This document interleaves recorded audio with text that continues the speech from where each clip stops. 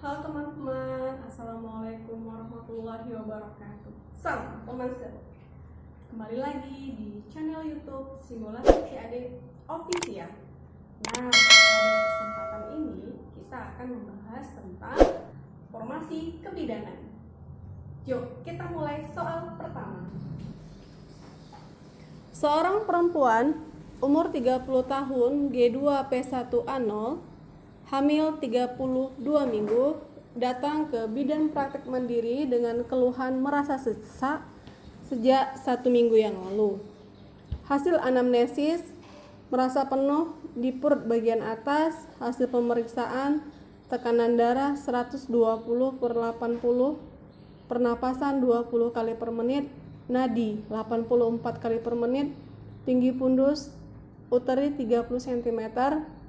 Di bagian pundus teraba bulat, keras, melenting. Pada bagian bawah teraba bulat, lunak, kurang melenting. DDJ 140 kali per menit, terdengar jelas di atas perut.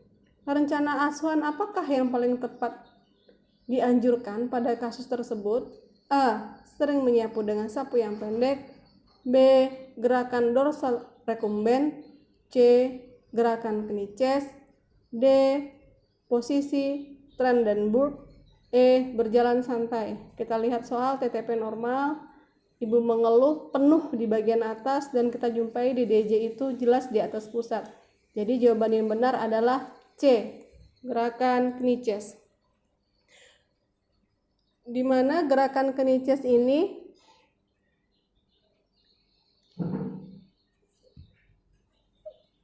dengan melakukan gerakan kniches, maka hukum akomodasi dan gravitasi akan terfasilitasi dengan baik sehingga bokong yang besar akan menempati rongga yang luas dan kepala yang berat akan berada di bawah mendekati gravitasi bumi. Kita lanjut soal nomor 2. Seorang perempuan umur 28 tahun G3P1A1 hamil 32 minggu datang ke Polindes dengan keluhan bengkak pada kaki sejak 1 minggu yang lalu.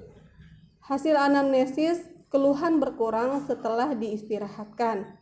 Hasil pemeriksaan tekanan darah 120/80, nadi 80, pernapasan 20 kali per menit, suhu 36,6 derajat Celcius, tinggi pundus uteri 30 cm, DDJ 144 kali per menit teratur. Kapankah rencana kunjungan ulang pada kasus tersebut? A. 8 minggu, B. 6 minggu, C. 4 minggu, D. 2 minggu, E. 1 minggu. Coba teman-teman lihat pada soal bahwa usia kehamilan ibu 32 minggu. Ingat, pada usia kehamilan di bawah 36 minggu, kunjungan ibu selanjutnya adalah, yang benar adalah D. 2 minggu lagi. Jelas ya? Selanjutnya kita masuk ke soal selanjutnya. Seorang perempuan umur 27 tahun G3P1A1 hamil 20 minggu datang ke bidan praktik mandiri untuk memeriksakan kehamilan. Hasil anamnesis merasa pusing sejak 1 minggu yang lalu. Hasil pemeriksaan tekanan darah 120/80, nadi 80 kali per menit, pernapasan 24 kali per menit, suhu 36,6 derajat Celcius, HB 11,2 gram persen. Yang ditanya, berapakah dosis tablet FE yang dianjurkan sesuai kasus di atas? Jawabannya adalah E, 1 kali 60 mg. Di mana pada kasus tersebut merupakan kehamilan normal karena tanda-tanda vitalnya normal, HB-nya normal yaitu 11 besar dari 11 gram persen. Jadi pemberian FE pada kasus di atas adalah 1 kali 60 mg. Kita masuk soal selanjutnya. Seorang perempuan umur 25 tahun G1P0A0 hamil 8 minggu datang ke puskesmas untuk memeriksakan kehamilannya. Hasil anamnesis 1 bulan yang lalu pernah mengeluarkan perdarahan bercak.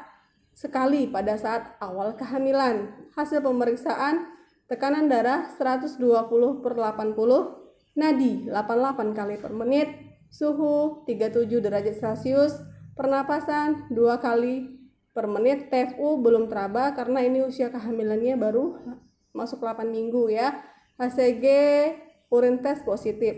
Informasi apakah yang paling tepat sesuai kasus tersebut? A. Observasi dalam 24 jam. B. Penkes tanda-tanda bahaya. C. Penkes fisiologi kehamilan. D. Tirah baring. E. Rujuk rumah sakit. Jawaban yang tepat adalah C.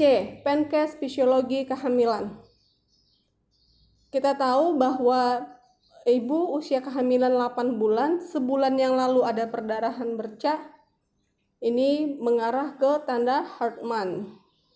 Jadi informasi yang tepat sesuai dengan kasus ini adalah pendidikan kesehatan fisiologi kehamilan. Kita lanjut soal selanjutnya. Seorang perempuan G1 P0 A0 hamil 32 minggu datang ke bidan praktek mandiri dengan keluhan sering pusing sejak 1 minggu yang lalu. Hasil anamnesis, keluhan disertai mudah lelah. Hasil pemeriksaan, tekanan darah 100/70, nadi 80 kali per menit, pernapasan 20 kali per menit, suhu 36,5 derajat Celcius, tinggi pundus uteri 30 cm, DDJ 146 kali per menit, teratur, HB 10 gram %, protein urin negatif. Diagnosis apakah yang paling mungkin terjadi pada kasus tersebut? Yang pertama, yang A, kehamilan malposisi, yang B, gejala preeklamsi, yang C, suspek bayi kecil, yang D, anemia fisiologis, yang E, gejala hipotensi. Pada soal bisa teman-teman lihat bahwa TTV-nya adalah normal ya. Di sini kita lihat HB-nya adalah 10 gram %. Jadi diagnosis yang tepat pada kasus ini adalah D, gejala anemia fisiologis. Pada kehamilan akan terjadi suatu anemia fisiologis yang terjadi sebagai akibat peningkatan volume sirkulasi dan komponen plasma yang tidak sebanding dengan peningkatan komponen seluler, sehingga akan terjadi gambaran hemodilusi. Jadi untuk HB 10-11 gram per DL itu dianggap anemia fisiologis pada ibu hamil. Kita lanjut soal selanjutnya. Seorang perempuan umur 28 tahun G1 P0 A0 hamil 32 minggu datang ke bidan praktek mandiri dengan keluhan sering pusing sejak 1 minggu yang lalu. Hasil anamnesis, ibu mudah lelah. Hasil pemeriksaan, tekanan darah 100/70, nadi 80 kali per menit, pernapasan 20 kali per menit, suhu 36,5, tinggi pundus uteri 30 cm. DDJ 146 kali per menit, teratur, HB 10 gram %, protein urin negatif. Tindakan pertama apakah yang tepat dilakukan bidan pada kasus tersebut? Ini yang bersama dengan soal sebelumnya ya. Ini yang ditanya adalah tindakan pertama. Yang pertama adalah yang A adalah konseling persiapan kegawat daruratan. Yang B melakukan rujukan ke rumah sakit, yang C konseling penambah nutrisi, yang D melakukan kolaborasi dengan dokter, yang E memberikan suplemen tambah darah. Kalau pada soal TTV-nya normal, tekan darahnya sedikit rendah, sementara HB kita lihat 10 gram %. Jadi tindakan pertama yang tepat pada kasus ini adalah E, memberikan suplemen tambah darah. Oke, sepertinya sudah jelas ya. Selanjutnya kita masuk ke soal nomor 7. Seorang perempuan umur 24 tahun G1 P0 A0 hamil 36 minggu datang ke bidan praktek mandiri untuk kunjungan ulang. Hasil anamnesis, ibu mudah lelah. Hasil pemeriksaan, tekanan darah 120/70, nadi 80 kali per menit, pernapasan 20 kali per menit, suhu 36,5 derajat Celcius, TFU 30 cm, denyut jantung janin 180 kali per menit, HB 10 gram %, protein urin negatif. Tindakan awal apakah yang paling tepat dilakukan bidan pada kasus tersebut? A. Melakukan kolaborasi dengan dokter, B. Resusitasi intrauterin, C. Konseling persiapan gawat darurat, D. Memasang infus RL, E. Melakukan rujukan. Kita lihat bahwa di sini yang menjadi permasalahan adalah DDJ 180 kali per menit. Jadi tindakan yang tepat pada kasus ini adalah B. Resusitasi intrauterin. Cara melakukan resusitasi intrauterin yang pertama adalah memastikan ibu mendapat pasokan oksigen yang cukup. Yang kedua, memastikan asupan cairan ibu memadai dengan pemberian cairan lewat infus. Yang ketiga, mengubah posisi ibu dengan memintanya berbaring ke sisi kiri. Baik, kita masuk soal selanjutnya. Seorang perempuan umur 24 tahun, G1P0A0, usia kehamilan 38 minggu, datang ke bidan praktik mandiri dengan keluhan nyeri perut sejak 2 jam yang lalu. Hasil anamnesis sering pusing 1 bulan yang lalu. Hasil pemeriksaan 100/70, nadi 80 kali per menit, pernapasan 20 kali per menit, suhu 36,5 derajat Celcius, tinggi fundus uteri 34 cm, DDJ 105 kali per menit, HB 11 gram %, protein urin negatif. Yang ditanya adalah diagnosis apakah yang paling tepat pada kasus tersebut? A. Hipotensi, B. Suspek janin besar, C. Kehamilan normal, D. Anemia ringan, E. Gawat janin. Kita lihat bahwa TTP ibu normal, yang kita lihat di sini DDJ 105 kali per menit ini abnormal, karena kita tahu DDJ normal itu 120 sampai 160 kali per menit. Jadi diagnosis yang tepat pada kasus ini adalah E. Gawat janin. Di mana diagnosis gawat janin ini ditegakkan apabila kita menemukan gejala klinis seperti mekonium kental berwarna hijau terdapat pada cairan ketuban, atau denyut jantung janin di atas 160 kali per menit, atau dikenal dengan istilah tachikardia, atau denyut jantung janin di bawah 100, atau kita kenal dengan istilah bradikardia. Baiklah, kita lanjut soal selanjutnya.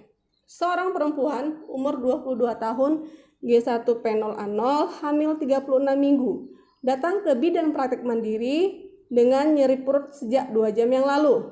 Hasil anamnesis sering pusing sejak 1 bulan yang lalu. Hasil pemeriksaan tekanan darah 100/70, nadi 80 kali per menit, pernapasan 20 kali per menit, suhu 36,5 derajat Celcius, tinggi fundus uteri 34 cm, DDJ 100 kali per menit, HB 10 gram %, protein urin negatif. Bidan memberikan oksigen pada ibu sebanyak 5 liter per menit dan merujuk ibu. Evaluasi segera apakah yang harus dilakukan pada kasus tersebut? A. Pola denyut jantung janin, B. Perkembangan keluhan pusing ibu, C. Perubahan frekuensi nadi ibu, D. Perubahan tekanan darah ibu, E. Hasil laboratorium darah. Kita lihat pada soal bahwa TTV ibu normal. Di sini kita jumpai DDJ 100 kali per menit. Ini mengindikasikan bahwa pola denyut jantung janin yang abnormal. Jadi jawabannya ini adalah A. Pola denyut jantung janin. Selanjutnya kita masuk ke soal terakhir. Seorang perempuan umur 22 tahun datang untuk pertama kalinya ke bidan praktik mandiri dengan keluhan tidak haid 2 bulan. Hasil anamnesis menikah 4 bulan yang lalu dan melakukan hubungan seksual secara rutin. Hasil pemeriksaan tekanan darah 120/80, nadi 80 kali per menit, pernapasan 20 kali per menit. Tinggi fundus rahim belum teraba. Hasil pemeriksaan penunjang HCG tes urin positif. Fokus tujuan apakah yang dilakukan oleh bidan pada kasus tersebut? A. Memastikan kehamilan ibu, B. Pencegahan emesis gravidarum, C. Adaptasi penerimaan kehamilan, D. Membangun hubungan baik, E. Deteksi dini kelainan letak. Bisa teman-teman lihat pada soal bahwa TTV ibu normal dan ini merupakan kunjungan pertama kali pasien. Jadi jawaban yang tepat adalah membangun hubungan baik, D. Fokus kunjungan awal pada pemeriksaan kehamilan adalah untuk membangun hubungan dan komunikasi yang baik dengan klien. Baiklah teman-teman, demikianlah soal SKB untuk formasi kebidanan kali ini. Semoga dapat menambah wawasan teman-teman untuk persiapan ikut SKB. Sampai ketemu di video selanjutnya. Assalamualaikum warahmatullahi wabarakatuh.